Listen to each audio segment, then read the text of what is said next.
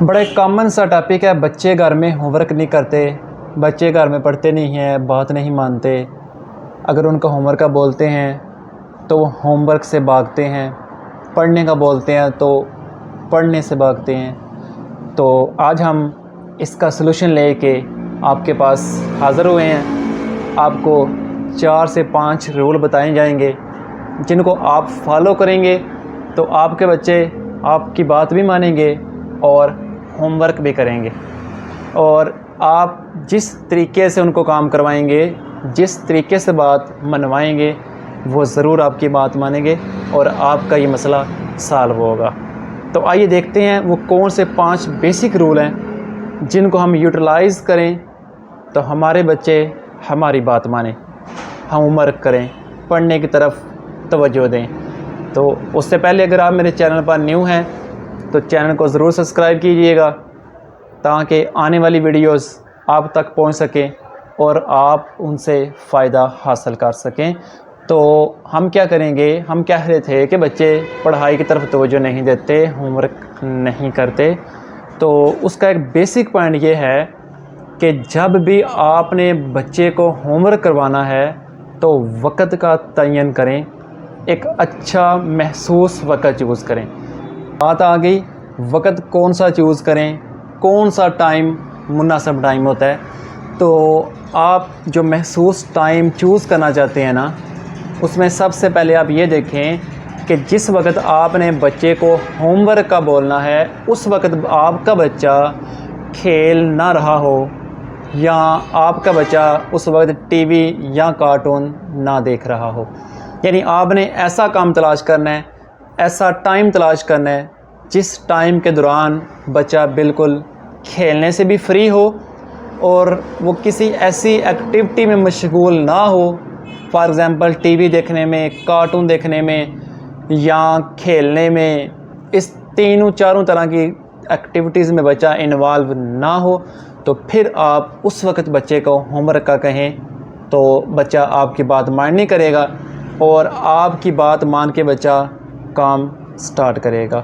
अगर बच्चा खेल रहा होगा तो बच्चे का जो ज़हन है ना वो खेल की तरफ राग़िब होगा, उसके इमोशंस, उसकी फीलिंग्स वो सारे की सारी खेल की तरफ होंगी। तो हम लोग क्या करते हैं, बच्चा जब खेल रहा होता है या बच्चा टीवी देख रहा होता है तो उसकी सारी इमोशंस जब टीवी और खेल की तरफ होती हैं तो हम फ़ौरन कह देते हैं चलो ये टीवी बंद करें और काम लिखें। तो ऐसा हरगिज़ ना कीजिएगा। जब भी किसी के इमोशंस को एकदम से नेगेटिव अप्रोच की जाती है तो वो इमोशंस रिएक्टिव में रद्द अमल के तौर पर नेगेटिव का इजहार करती है और यही काम आपका बच्चा करता है। वो बात बच्चे के बस में नहीं होती, वो बच्चे की खेल में और बच्चे की टीवी देखने में इमोशंस बनी होती हैं। हम बीच में हलन डालते हैं, फिर बच्चा डिस्टर्ब होता है और हम कहते हैं बच्चा हमारी बात नहीं मानता, फिर बच्चा रोना शुरू कर देता है या बच्चा नेगेटिव रिस्पांस देता है और हम परेशान हो जाते हैं। तो यहाँ तक था कि आप सबसे पहले बच्चे का टाइम मुतय्यन करें और टाइम अच्छा सूटेबल जो हो उसके मुताबिक आप बच्चे को होमवर्क का बोलें। दूसरा पॉइंट यहाँ पे ये आपको बताता चलूँ, टाइम के बाद आप बच्चे में तजस्सुस पैदा करने पढ़ाई का। मिसाल के तौर पर आपने बच्चे का टाइम ले लिया, बच्चे को आपने बुक्स दिलवा दी, बच्चा पढ़ना स्टार्ट कर गया। अब तजस्सुस से क्या मुराद है, मिसाल के तौर पर आपने उसको मैथ का काम करवाना है तो आप उसको कहें कि आज आपको टीचर ने क्या पढ़ाया था स्कूल। वो पता है टीचर ने बोर्ड पर लिखा था 2 + 2 कितना होता है। तो वो बच्चा जो है वो एक दफ़ा सोचेगा कि टीचर ने बोर्ड पे क्या लिखा था, उसकी डायरी को देखें, डायरी के मुताबिक अगर उसको फॉर एग्ज़ाम्पल टेबल मिले हुए हैं तो आप बोलें कि वो आज टीचर ने लिखा था ना 4 × 1 = 4 होता है और 4 × 2 का कितना होता है।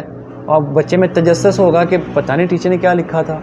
बच्चे की साइकोलॉजी होती है, साइकोलॉजिकली बच्चा कहता है, वो सोचता है, वो उस तरफ जाता है तो वो ऑटोमेटिकली उसमें एक हैरानगी सी पैदा हो जाती है। वो उसकी जो हैरानगी पैदा होती है वो उसको सबक की तरफ मुतवज्जो करती है। फॉर एग्ज़ाम्पल आप इंग्लिश या उर्दू का लेसन करवा रहे हैं तो उसी तरह आप उसको कहें कि आज बेटा बोर्ड पे क्या पढ़ा था, वो टीचर ने लिखा था ना दिस इज़ डैश। हाँ, बच्चा कहता है हाँ वाकई वो टीचर ने कुछ लिखा था, दिस इज़ डैश हो गया। वो डैश से मुराद है जो उसने ऑलरेडी बोर्ड पे लिखा होगा। वो जब उसका तजस्सुस एक क्रिएट हो जाएगा, उसको एक हेजिटेशन सी लगेगी, यानी फ़िक्र सी लग जाएगी उसको कि हाँ वो पता नहीं बोर्ड पे क्या लिखा था, फिर आप बच्चे को पढ़ाना शुरू करें।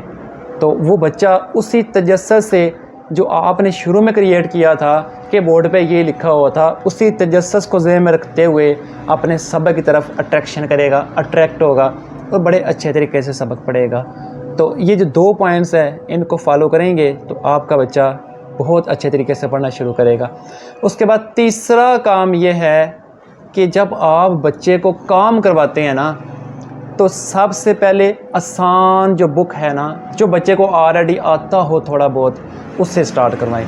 हमारे क्या होता है, अक्सर वालिदैन ऐसा करते हैं कि जो काम मुश्किल होता है ना, जिसका टेस्ट मिला होता है, बच्चे ने लिखना होता है, बच्चे ने सुबह जाके प्रिपेयर करके टेस्ट देना होता है, हम फ़ौरन उस बुक से शुरू करते हैं। ये मुश्किल पहले कर ले, टेस्ट हो जाए, बाकी आसान काम है, रीडिंग देखी जाए कि बच्चा खुद कर लेगा। तो ऐसा हरगिज़ ना कीजिएगा। जैसे ही आप बच्चे को मुश्किल से स्टार्ट करवाते हैं, बच्चे का एक ऑलरेडी पढ़ने की तरफ दिल ही नहीं होता, बच्चे ने पढ़ाई स्टार्ट ही नहीं की होती, और आप जैसे ही उसको मुश्किल सब्जेक्ट देते हैं तो आपका बच्चा वहाँ पे आके डिस्टर्बेंस का इजहार करता है, नेगेटिव फीलिंग्स आपको देता है, पढ़ाई से उकताया सा नज़र आता है, तो आप वहाँ से परेशान हो जाते हैं। तो तीसरा काम जो है, जब आपका बच्चा पढ़ने के लिए, होमवर्क के लिए बैठ जाता है, तो आप क्या करेंगे, उसको आसान सब्जेक्ट से शुरू करेंगे। जब आप आसान सब्जेक्ट से शुरू करेंगे तो बच्चा आराम सुकून के साथ सबक पढ़ेगा। चौथा पॉइंट्स माइंड साइंस के मुताबिक ये है कि जब आप बच्चे को पढ़ाते हैं तो काम बच्चे का जितना मर्ज़ी हो, आप उसको छोटे छोटे पार्ट्स में डिवाइड कर लें। आप अगर 6 बुक्स का काम मिला हुआ है तो आप बच्चे को ये ना बोलें कि अभी आपकी पहली बुक है, आपने किया क्या है, अभी 5 बुक्स पढ़ी हैं, टाइम थोड़ा है, जल्दी याद करो, ये कर दो। वो बच्चा वहाँ पे परेशान हो जाता है। आप क्या करें, आप बच्चे को मोटिवेट करें, आप बच्चे के काम को डिवाइड कर दें। आप बोलें, अगर आपकी 6 बुक्स का काम है, बोलें बच्चे ये आपने कितनी का कर दिया, ओहो आपने 3-4 का कर दिया है, बस 1 बुक रह गई आप। तो इसी अंदाजे के मुताबिक जब आप बोले ना 1 बुक का रह गया, वो बच्चे में फीलिंग्स होंगी, बच्चा बोलेगा काम ख़त्म होने के करीब है।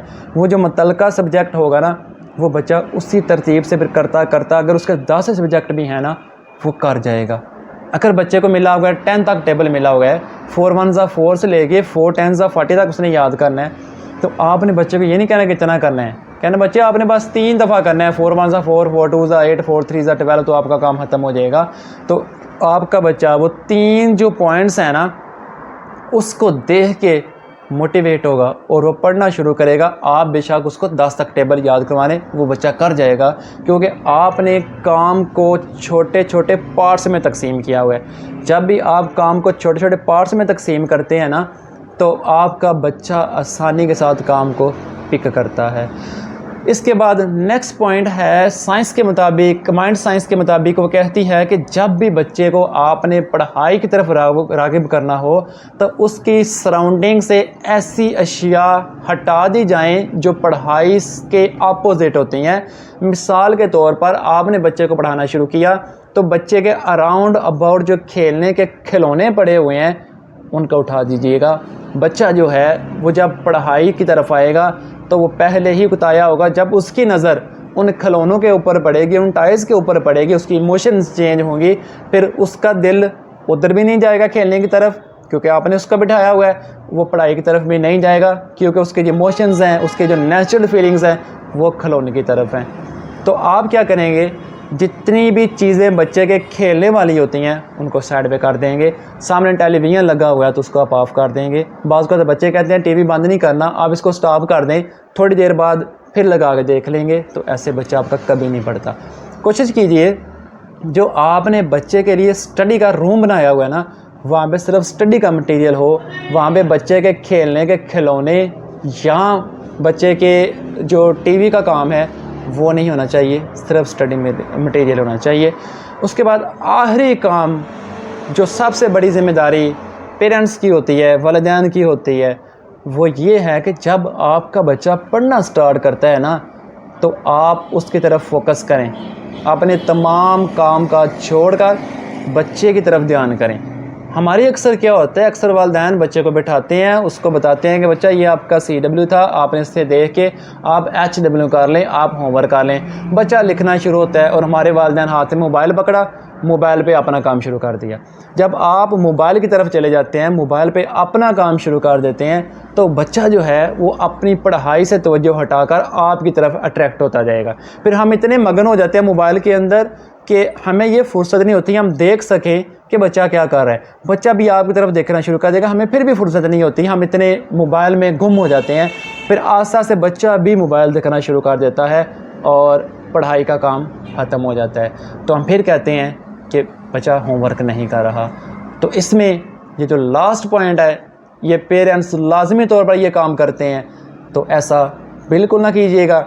ये जो आखिरी पॉइंट है, ये पहले चारों पॉइंट्स को ख़त्म करने का ज़िम्मेदार होता है। आप जितना मर्ज़ी तरद्दुद कर लें, लेकिन आखिरी पॉइंट जब इनवैलिड होगा तो यकीन जाने आपका बच्चा पहले 4 पॉइंट को भी खो देगा और काम नहीं करेगा। अगर आप 5वां पॉइंट फाइंड करते हैं, आप 5वें पॉइंट को बड़े तरीके के साथ आप हैंडल कर लेते हैं, ख़ुद बच्चे की स्टडी की तरफ फोकस करते हैं, तो यकीनन बच्चा एक इंटरेस्ट से, एक शौक़ से अपना काम मुकम्मल करेगा। तो आज की वीडियो में इतना ही था। आने वाली वीडियोज़ में मज़ीद आपको पेरेंटिंग टिप्स दी जाएंगी। शुक्रिया।